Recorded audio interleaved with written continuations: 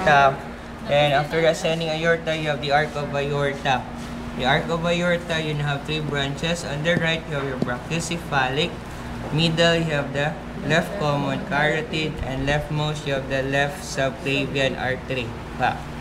Your brachiocephalic artery would again further branch into two. One towards the upper limb, so you have your right subclavian artery. And the other one towards the neck, you have your right common carotid artery. Here. Okay, your common carotid artery would now bifurcate into two. So this one here. So the one that goes inside the cranial cavity or towards the skull, so you have your internal carotid artery. And this one externally, you now have the external carotid artery. So branches of the external carotid towards the thyroid gland, so you have your superior thyroid artery.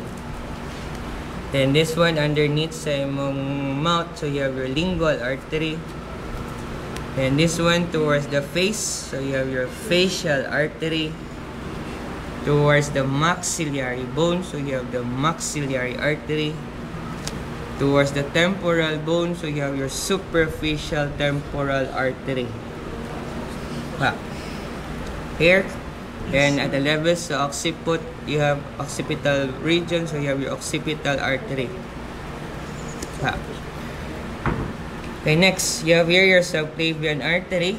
Subclavian yung siya. So you have branches. Okay, one here, you have the vertebral artery. So vertebral artery further goes up towards the transverse foramen dandonan. Kato atong i-discuss katong kanina. Itong vertebral, then form of basilar. Sorry.